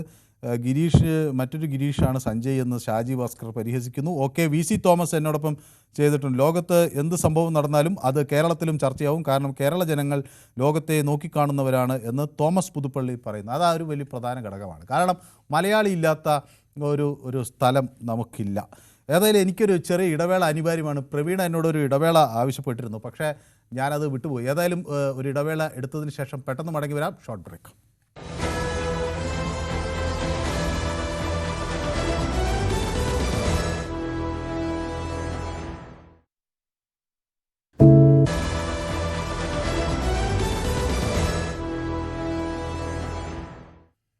യെസ്, പൊതുവേദി തുടരുകയാണ്. അപ്പോൾ അബ്ദുറഹ്മാൻ എന്നോട് പറയുന്നു ലോകത്ത് നടക്കുന്ന ഏതൊരു കാര്യവും ജനങ്ങളെ ബാധിക്കും, അതുകൊണ്ട് നമ്മൾ ചർച്ച ചെയ്യണം എന്ന് അബ്ദുറഹ്മാൻ പറയുന്നു. രാധാകൃഷ്ണൻ എന്നോട് പറയുന്നു Iran versus Israel conflict not winning any side, it will affect us as Iran exporting oil to India. If nuclear leakage happens, it will affect all എന്നാണ് പറയുന്നത്. അപ്പോൾ രാധാകൃഷ്ണൻ പറയുന്ന ആ ഒരു കാര്യം വളരെ വളരെ സുപ്രധാനമാണ്. ഈ ആക്രമണം ഉണ്ടാകുമ്പോൾ അത് എണ്ണവില കുതിക്കും, അത് ബാധിക്കും എന്നതൊരു വശത്ത്. ഒരുപക്ഷെ ഇന്ത്യക്ക് ഒരുപക്ഷെ അതിനെ ഒരു നേരത്തെയുള്ള മുൻകരുതലൊക്കെ വെച്ച് അതിനെ അതിജീവിക്കാൻ കഴിഞ്ഞേക്കും. പക്ഷേ ഇവിടെ ഈ ആണവായുധം കേന്ദ്രങ്ങളിലേക്ക് ആക്രമണം നടന്നിരിക്കുന്നു, ആണവ കേന്ദ്രങ്ങളിലേക്ക്. ഇത് ആണവ ചോർച്ചയ്ക്ക് വഴിവെച്ചിരിക്കുന്നു എന്ന വിവരങ്ങൾ പുറത്തു വരുന്നു. അപ്പോൾ അത് ഒരു പക്ഷേ നമ്മളെ എല്ലാവരെയും വലിയ തോതിൽ ബാധിക്കും. അതിൻ്റെ പ്രത്യാഘാതം എന്ത് എന്നത് ലോകം ഇനി അറിയാൻ പോകുന്നതേ ഉള്ളൂ. അപ്പോൾ ഒരിക്കലും അത് ഉണ്ടാകാതിരിക്കട്ടെ, അതിൻ്റെ പ്രശ്നങ്ങൾ ഉണ്ടാകാതിരിക്കട്ടെ എന്ന് ഞാൻ കരുതുകയാണ്. അപ്പോൾ Radhakrishnan Nilambur only vote bank politicians will talk എന്ന് പറയുന്നു. ഓക്കെ, മണികണ്ഠൻ നടേശൻ എന്നോടൊപ്പം ചേർന്നിട്ടുണ്ട്. അതിലും വലിയൊരു യുദ്ധമാണല്ലോ നമ്മുടെ കേരളത്തിലെ നിലമ്പൂർ എന്ന് അദ്ദേഹം പറയുന്നു. ഓക്കെ, സതി ബാബുരാജ് നമ്മുടെ പൊതുവേദിയുടെ സ്ഥിരം പ്രേക്ഷകയാണ്. എനിക്ക് നിങ്ങൾക്കൊക്കെ അറിയാവുന്നതുപോലെ സതി ബാബുരാജും അവരുടെ ഭർത്താവും പൊതുവേദിയുടെ സ്ഥിരം പ്രേക്ഷകരാണ്. എനിക്ക് ഇഷ്ടപ്പെട്ട 2 ആളുകളാണ്. അപ്പോൾ അവർ പറയുന്നു, ഹായ് മനു, നമസ്കാരം. In this subject in this election they said caste and religion. In plane accident one person said caste. We heard Manu എന്നാണ് പറയുന്നത്. അത് കഴിഞ്ഞ ദിവസം we discussed that. നമ്മൾ ഇന്നലെ അത് വലിയ തോതിൽ ചർച്ച ചെയ്തിരുന്നു. അപ്പോൾ ഈ ജാതിയും കാര്യങ്ങളും ഒന്നും നമുക്ക് ആളുകളെ അധിക്ഷേപിക്കാൻ ഉപയോഗിക്കുന്നതിൻ്റെ രീതിയോട് പൊതുവേദിക്ക് ഒരു ഘട്ടത്തിലും യോജിപ്പില്ല. അത് ഏത് ജാതിക്കാരായിക്കോട്ടെ, എല്ലാവരും മനുഷ്യരാണ്, അവർക്ക് ഒരു ആത്മാഭിമാനമുണ്ട്. അത് ഇന്നലെ പൊതുവേദി അത് വളരെ ഗൗരവത്തിൽ എടുക്കുകയും ചർച്ച ചെയ്യുകയും ചെയ്തതാണ്. ഓക്കെ, രാധാകൃഷ്ണൻ പറയുന്നു if conflict happens in Gulf it will affect India as well as Gulf as they export oil to India from where they get money for the oil supply എന്ന് പറയുന്നു. ദിലീപ് കുമാർ പറയുന്നു ഇറാൻ ഇസ്രയേൽ സംഘർഷം ഇന്ത്യയെ പ്രത്യേകിച്ച് കേരളത്തെ എങ്ങനെ ബാധിക്കും എന്നാണ് ചർച്ച ചെയ്യേണ്ടത്. 8 മാസത്തുള്ള നിലമ്പൂർ ഇലക്ഷന്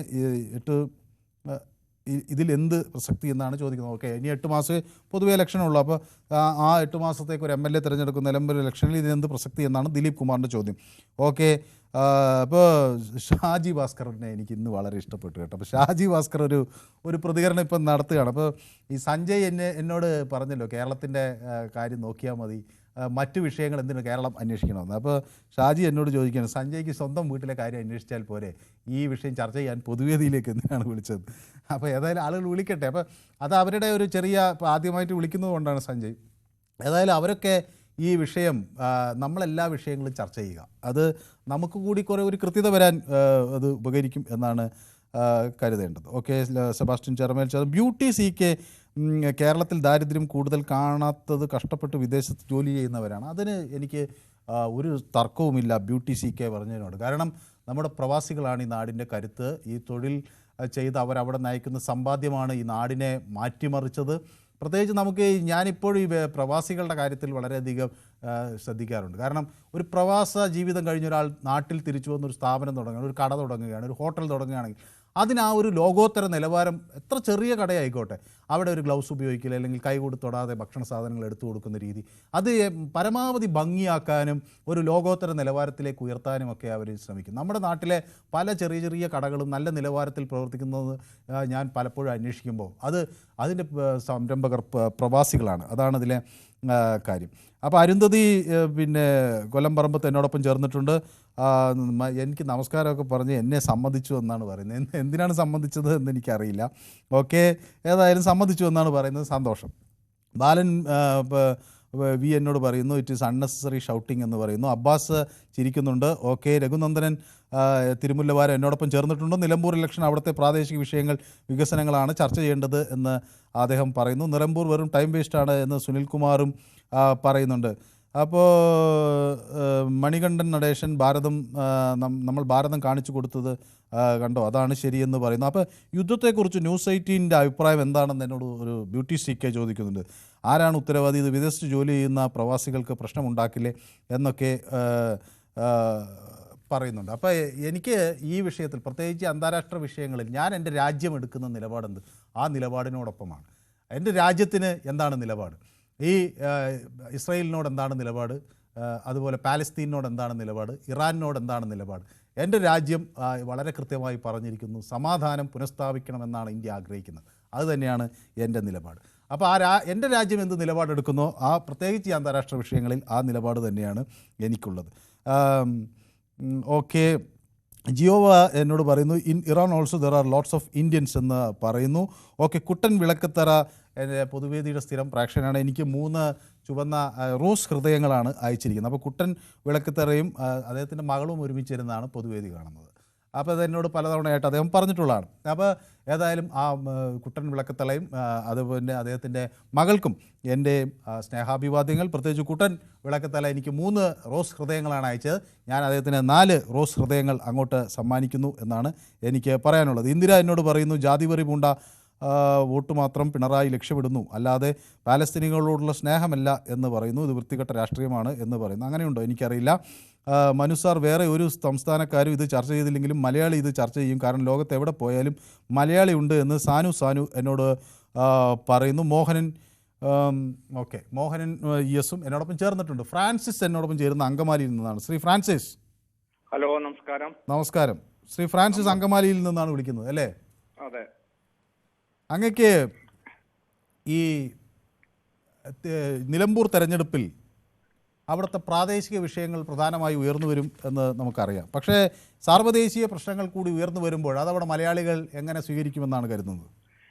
എന്റെ അഭിപ്രായത്തിൽ നിലമ്പൂരിൽ ഇതൊരു വിഷയമായിട്ട് വരില്ല. ഇത് അവിടുത്തെ പ്രശ്നം ഒരു പ്രാദേശിക അസംബ്ലി മണ്ഡലം തെരഞ്ഞെടുപ്പില്ല. ഇത് വലിയൊരു ആഗോള പ്രശ്നമാക്കിയിട്ട് അവിടുത്തെ ജനങ്ങളെ ബാധിക്കുന്ന ഒരു പ്രശ്നമായിട്ട് ഞാനിത് ഇങ്ങനെ കാണുന്നില്ല. ഓക്കെ, അവിടുന്ന് പോലെ ഒരു ജോലിക്ക് പോയിട്ടുണ്ടാവാം, അവിടെ ഉണ്ടാവാം. പക്ഷെ നിലമ്പൂരുകാരെ സംബന്ധിച്ചിടത്തോളം അവിടുത്തെ പ്രശ്നങ്ങളും വികസന പ്രവർത്തനങ്ങളാണ് അവരുടെ മെയിൻ കാര്യം. അതാണ് ചർച്ചയാവുന്നത്. അല്ലാതെ ഇതിപ്പോ ഇലക്ഷൻ സബ്ജക്റ്റ് ആയിട്ട് അവിടെ വരുമെന്ന് തോന്നുന്നു. ഞാൻ ഒരു കാര്യം ശ്രീ ഫ്രാൻസിസ് ഏത് ഷിജു കിരിയത്ത് പറയുന്നത് you are not reading my comments ആണ്. ഞാൻ എല്ലാ കമൻറ്റും വായിക്കുന്നുണ്ട്. ഓക്കെ, ശ്രീ ഫ്രാൻസിസ് എന്ത് മേഖലയിലാണ് ജോലി ചെയ്യുന്നത്? ഞാൻ ഗൾഫിൽ നിന്ന് തിരിച്ചു വന്ന് ഇപ്പോൾ സ്വസ്ഥം ഗ്രഹഭരണം. പ്രവാസിയാണ്. ഓക്കെ, യെസ്, സന്തോഷം. അപ്പോൾ സ്വാഭാവികമായും നമ്മുടെ നാട്ടിൽ പക്ഷേ മറ്റിടങ്ങളിൽ നിന്ന് വ്യത്യസ്തമായി മറ്റ് രാജ്യങ്ങളിലെ കാര്യങ്ങൾ, അന്തർദേശീയ കാര്യങ്ങൾ, ആഗോള കാര്യങ്ങളിലൊക്കെ ചർച്ച വരാറില്ലേ? ഇപ്പോൾ കഴിഞ്ഞ ദിവസം CPM-ൻ്റെ നേതാവ് MA ബേബി അതിൽ പ്രതികരിക്കുന്നു, സ്വരാജ് പ്രതികരിക്കുന്നു.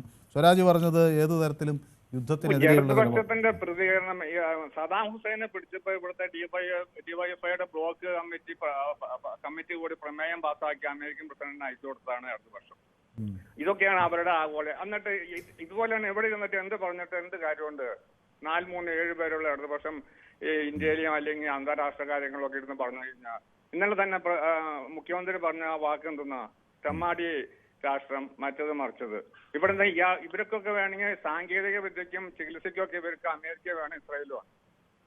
അതിനൊക്കെ അവർ വേണം. ഇവിടെ നിന്നും ഈ വോട്ട് ബാങ്ക് ലക്ഷ്യമാക്കിയിട്ട് ഒരു പ്രത്യേക ആൾക്കാരോട് ചേർന്ന് എന്ന് പറയാ, അല്ലെങ്കിൽ മറ്റവരോട് ചേർന്ന് എന്ന് പറയാം. ഇതല്ലേ ഇവിടുത്തെ ഇടതുപക്ഷ രാഷ്ട്രീയം കളിക്കുന്നത്. അപ്പോൾ ശ്രീ ഫ്രാൻസിസിന് ആ നിലപാടിനോടൊരു വിയോജിപ്പാണുള്ളത്. ഈ ചെറിയ പാർട്ടികൾ ചെറിയ കാര്യങ്ങൾ ചർച്ച നമ്മള് യുദ്ധത്തിന് നമ്മൾ ഒരിക്കലും അനുകൂലിക്കുന്നില്ല. യുദ്ധം ഒരു കാരണവശാലും നടക്കാൻ പാടില്ല. പക്ഷെ യുദ്ധം നടക്കുമ്പോൾ അതിനെ വിഭാഗീയതയും അതുമായിട്ട് ചിത്രീകരിച്ച് കാണിച്ചിട്ട് വോട്ട് പിടിക്കാനുള്ള ഒരു വിഷയമാക്കി കൊണ്ടുവരരുത്. ഇപ്പൊ നിലമ്പൂരിൽ ഇത് പറഞ്ഞുകൊണ്ട് കിടന്നു അവിടെ ഓക്കെ, അവിടെ എല്ലാ വിഭാഗത്തിൽപ്പെട്ട ആൾക്കാരുണ്ട്. അവർക്ക് ഇപ്പൊ ഇറാൻ ഇസ്രായേൽ യുദ്ധം എന്ന് പറഞ്ഞു കഴിഞ്ഞാൽ അവർക്ക് എന്താ ഗുണം കിട്ടുന്നത്? അത് ചർച്ച ചെയ്തുകൊണ്ട് അവർക്ക് നാളെ അയി മേടിക്കാൻ പറ്റുമോ? അവരവിടെ എന്തെല്ലാം വികസന പ്രശ്നങ്ങളുണ്ട് പ്രാദേശികമായിട്ട്, അതൊക്കെയാണ് അവിടെ ചർച്ച ചെയ്യുന്നത്. അപ്പം ഞാനൊരു കാര്യം ചെയ്യുന്നത്, ഈ ഫ്രാൻസിസിന്റെ ആ പ്രദേശത്ത് തെരഞ്ഞെടുപ്പ് വരുമ്പോൾ അവിടുത്തെ പ്രാദേശിക വിഷയങ്ങൾ മാത്രമേ ചർച്ച ചെയ്യുള്ളത്, സംസ്ഥാനത്തിന്റെയും രാജ്യത്തിന്റെയും മൊത്തം വിഷയങ്ങൾ ചർച്ച ചെയ്യാറുണ്ടോ? ഓക്കെ, പാർലമെന്റ് ഇലക്ഷൻ വരുമ്പോൾ തീർച്ചയായിട്ടും ഉണ്ടാവും.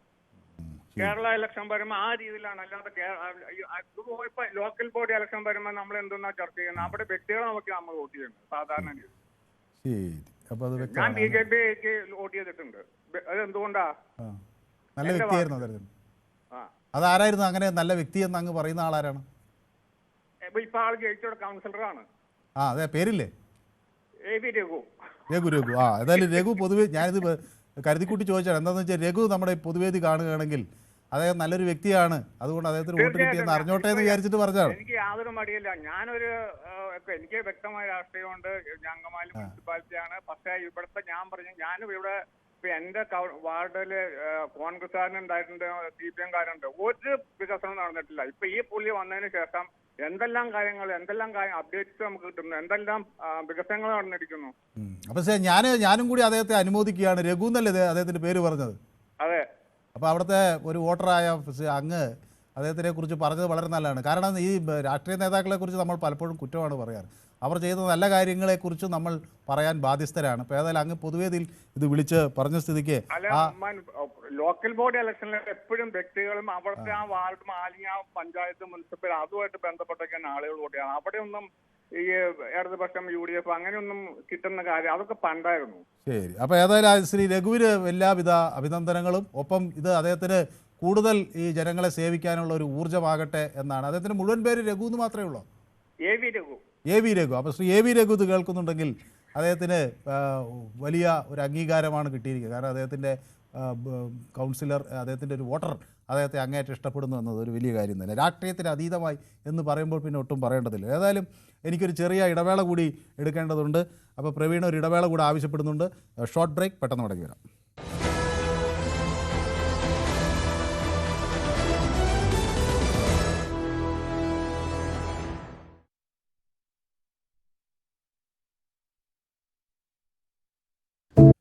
യെസ്, പൊതുവേദി തുടരുകയാണ്. നമ്മുടെ അടുത്ത കോളർ ദീപു ആണ്, തിരുവനന്തപുരത്ത് നിന്ന്. ദീപു, ഈ മിഡിൽ ഈസ്റ്റിൽ അശാന്തി പടരുന്നു എന്നത്, മധ്യപൂർവേഷ്യയിൽ അശാന്തി പടരുന്നു എന്നത് ഒരു പ്രശ്നമായി തന്നെ മലയാളി കണക്കാക്കുന്നു.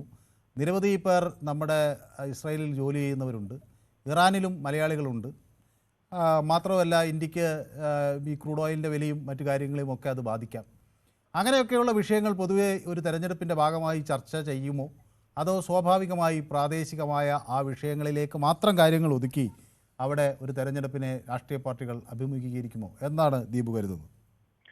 നമ്മുടെ നാട്ടില്, പ്രത്യേകിച്ച് കേരളത്തില്, ലോകത്തുള്ള എല്ലാ കാര്യങ്ങളും ചർച്ച ചെയ്യും. എന്താണ് അതിനകത്ത് സംശയം? അങ്ങനെയുള്ള ഒരു ജനതയാണ് നമ്മുടേത്. ഈ ഇറാനും ഇസ്രയേലും തമ്മിലുള്ള ഈ പ്രശ്നം മിഡിൽ ഈസ്റ്റിനെ ആകെ ബാധിക്കില്ലേ? മിഡിൽ ഈസ്റ്റിനെ ആകെ ബാധിക്കുമ്പോൾ കേരളത്തിന്റെ എത്രയോ പേരാണ് അവിടെ എല്ലാം ജോലി ചെയ്യുന്നത്. അപ്പൊ അത് നമ്മുടെ കേരളത്തെയും ബാധിക്കും. പിന്നെ കേരളത്തിൽ എന്തിനാണ് കേരളം ഇങ്ങനെ ചർച്ച ചെയ്യുന്നത്? എന്തിനാണ് 10 കോടി രൂപ കൊടുത്തത് എന്നൊക്കെ ചോദിക്കുന്നു. സത്യം പറഞ്ഞാൽ ഏത് വിഡ്ഢികളുടെ സ്വർഗത്തിലാണെന്ന് നമ്മൾ ഇരിക്കുന്നതെന്ന് മനസ്സിലാവുന്നില്ല ഇതൊക്കെ കേൾക്കുമ്പോൾ. കാരണം നമ്മള് ടർക്കിയിലും സിറിയയിലും എർത്ത്ക്വേക്ക് നടന്നപ്പം ഓപ്പറേഷൻ ദോസ്ത് എന്ന് പറഞ്ഞിട്ടാണ് ഇന്ത്യൻ സർക്കാർ ഒരു നടപടി എടുത്തത്, അല്ലേ? എത്ര പേരെ അവിടെ അയച്ചു, എത്ര വിമാനങ്ങൾ അയച്ചു, എന്തെല്ലാം സഹായങ്ങളാ ചെയ്തത്? അപ്പം ഓപ്പറേഷൻ ദോസ്ത് അനാവശ്യമാണ്, അതുകൊണ്ട് മോഡി താഴോട്ടിങ് ഇറങ്ങി നേരെ ഗുജറാത്തിലോട്ട് പോ എന്ന് പറയുമോ? മംഗോളിയയില് എത്ര രൂപയാ കൊടുത്ത്? ഇവിടെ അതിദാരിദ്ര്യം തീർന്നോ? എന്നിട്ടാണോ മംഗോളിയ കൊടുത്തത്? എന്നിട്ട് മംഗോളിയിൽ നിന്ന് എന്ത് തേങ്ങയാണ് നമുക്ക് കിട്ടിയത്? അല്ലെങ്കിൽ അടക്കാക്കുരുവാണോ കിട്ടിയത് അവിടുന്ന്? ഇങ്ങനെയൊക്കെ ചോദിക്കുകയും പറയുകയും ചെയ്തു കഴിഞ്ഞാൽ എങ്ങനെയാണ് നമ്മുടെ നാട്ടിൽ? കാരണം നമ്മൾ ചുരുങ്ങി എവിടെ എത്തുന്നു? ഈ ചുരുങ്ങി കൊണ്ടുവരുന്നതും പലപ്പോഴും ഇതുപോലെയുള്ള വിഡ്ഢി ചോദ്യങ്ങളും വിഡ്ഢി കാര്യങ്ങളും സംസാരിക്കുന്നതിന്റെ ലെവലിലേക്ക് ജനങ്ങളെ മാറ്റുന്നത് സംഘപരിവാറിന്റെ ഇടപെടലുകളാണ്. അവരാണ് ഇങ്ങനെ ചെയ്യുന്നത്, ഇത്തരം കാര്യങ്ങളിലേക്ക് കൊണ്ടുവരുന്നത്. അവർക്ക് മാത്രമേ ഇങ്ങനെ സംസാരിക്കാൻ കഴിയൂ. ഇവിടെ നേരത്തെ അങ്കമാലിയിൽ നിന്ന് ഒരാൾ വിളിച്ച് സംസാരിച്ചു. നമ്മുടെ പോപ്പ് മാർപ്പാപ്പ എവിടെയുള്ളത്? ഇറ്റലിയില്ല, റോമിലാണ് ഉള്ളത്. ആ റോമിലുള്ള മാർപ്പാപ്പയെ അടിസ്ഥാനമാക്കിയല്ലേ ഇവിടെ എത്രയോ സഭകൾ പ്രവർത്തിക്കുന്നത്? ഇന്ത്യയിലെ വെച്ചിട്ടാണോ നോക്കുന്നത്? അങ്ങനെയാണോ നമ്മൾ കാണുന്നത്? അങ്ങനെയാണോ മാർപ്പാപ്പയെ നമ്മൾ സ്നേഹത്തോടെ ആദരവോടെ കാണുന്നത്? ഇങ്ങനെയൊക്കെ വെച്ചുകൊണ്ട് ഈ ലോകത്തെ മുഴുവൻ കാണാൻ കഴിയുക അവിടെ ഇല്ലല്ലോ. എന്തിനാ നമ്മൾ അമേരിക്കയിലേക്ക് പോകുന്നത്? അമേരിക്കയിൽ നമ്മുടെ ഇവിടുന്ന് പഠിച്ച് ഉള്ളവർ നാസയിൽ വർക്ക് ചെയ്യുന്നില്ലേ? അങ്ങനെയാണോ അവിടുന്നുള്ളവർ ഇവിടെ വരുന്നില്ലേ? ഇവിടുത്തെ ആയുർവേദത്തിലേക്ക് വരുന്നില്ലേ? എന്തിനാണ് നമ്മള് മയോ ക്ലിനിക്കിൽ പോകുന്നത്? എന്താ ലോകത്ത് എല്ലാവിടെയും മയോ ക്ലിനിക് ഉണ്ടോ? അല്ലെങ്കിൽ ഇന്ത്യയിൽ കേരളത്തിൽ പുതിയ ഒരു സങ്കല്പം തന്നെ ഗ്ലോബ് ഒരു വില്ലേജ് ആണ്, ഈ ഭൂമി ഒരു ഗ്രാമമാണ്. അതെ, എന്തിനാണ് നമ്മൾ 4 എയർപോർട്ടുകൾ കേരളത്തില്? നമ്മൾ കുടിയേറ്റം സ്വീകരിച്ച ഒരു ജനതയാണ്. ലോകത്ത് എവിടെയും പോയി ലോകത്തിന്റെ എല്ലാ വിഷയങ്ങളെയും കുറിച്ച് ചർച്ച ചെയ്യുകയും പറയുകയും ചെയ്യും. നമ്മള് നേരത്തെ ഇപ്പൊ സാമൂഹ്യ മാധ്യമങ്ങളാ, നേരത്തെ ചായക്കടകള്, ബാർബർ ഷോപ്പ്, ഇതെല്ലാം വരുന്ന ലോക വീക്ഷണം നടത്തിട്ട കാര്യങ്ങളല്ലേ മനു? എന്റെ മനുവിന്റെ കാലത്ത് നമ്മൾ അവിടുന്ന് കണ്ടിട്ടില്ലേ, കേട്ടിട്ടില്ലേ? അവിടുത്തെ ഒരു ബാലൻ ചേട്ടൻ താടി പഠിക്കുന്ന സമയത്തായിരിക്കും ഇറ്റലിയെ കുറിച്ച് പറയുന്നത്, ഇറാനെ കുറിച്ച് പറയുന്നത്, ഇല്ലേ? കേട്ടിട്ടില്ലേ? ഇതിനൊക്കെ എവിടുന്നാണ് ഇത് കൊണ്ടുവരുന്നത്? ഇങ്ങനെയൊരു രാജ്യമാണ് കേരളം, ഇങ്ങനെയൊരു സംസ്ഥാനമാണ് കേരളം. ആ സംസ്ഥാനത്ത് ഇരുന്നു കൊണ്ട് ഇവിടെ നമ്മൾ അത് മാത്രം നിലമ്പൂരിൽ ഇതും ചർച്ച ചെയ്യും എന്ന് വെച്ചാൽ ഇത് മാത്രമാണോ ചർച്ച ചെയ്യുന്നത്? ഇതും ചർച്ച ചെയ്യണമല്ലോ. എന്താണ് അവിടെ നടന്നത്? എന്താണ് അവിടെ നടക്കാൻ പോകുന്നത്? അതുകൊണ്ട് ഇസ്രയേലിൽ പണിയെടുക്കുന്നവർ മാത്രം ഇരുന്നാൽ മതി. അപ്പൊ ഇറാനിലോ അല്ലെങ്കിൽ മിഡിൽ ഈസ്റ്റിലോ ചെയ്യുന്നവരൊക്കെ അങ്ങനെ ആവട്ടെ. നോക്കൂ, ഗാസയിൽ നോക്കൂ, എത്ര കുഞ്ഞുങ്ങളാണ് അവിടെ ഭക്ഷണം കഴിക്കാൻ കഴിയുന്നത്. നിങ്ങൾ തന്നെ എത്രയോ റിപ്പോർട്ടുകൾ ഇവിടെ ഇട്ടു, ഇല്ലേ മനു? അവിടെ ആക്രമിക്കപ്പെടുന്ന, അവർക്ക് ഭക്ഷണം കൊടുക്കാൻ പോകുന്ന കപ്പൽ പിടിച്ചു വെക്കുന്നത് ഇസ്രയേല്. ഇതിൽ പരം ഒരു ദ്രോഹമുണ്ടോ? മാനവികതയില്ലാത്ത കാര്യമുണ്ടോ? അവർക്ക് ആഹാരം കൊണ്ട് കൊടുക്കാനായിട്ട് പോകുന്ന ആ ജനങ്ങൾ മുഴുവൻ പട്ടിണിയാണ് അവിടെ, പട്ടിണി. എന്നിട്ട് അതിനെയൊക്കെ നമ്മൾ അതിനെപ്പറ്റി പറയുമ്പോൾ നമ്മുടെ വീട്ടിന്റെ മുന്നിൽ ഒരു മിസൈൽ വന്നാലേ നമുക്ക് യുദ്ധത്തെ കുറിച്ച് അല്ലെങ്കിൽ ഇങ്ങനെ കുറിച്ച് പറയുള്ളൂ എന്ന് പറയുന്ന ഈ സ്വരാജ് തന്നെയല്ലേ അതിനകത്തുള്ളത് വരേണ്ടത്? എത്രത്തോളം വികലമായ ചിന്തയാണ് നമുക്ക് പോകുന്നത്. സത്യം ഈ പൊതുവേദിയൊക്കെ നമ്മളെ അഡ്രസ് ചെയ്യുന്നത് ഇതുപോലെയുള്ള മനു തന്നെ എന്താ പാടുപെട്ടു. സത്യത്തിൽ ഞാനിവിടെ ഇരുന്ന് കേൾക്കുന്നത് എന്തുമാത്രം എന്തൊരു വിധിയാണ് മനുവിന്റെ എന്ന് ഞാൻ ആലോചിച്ചു.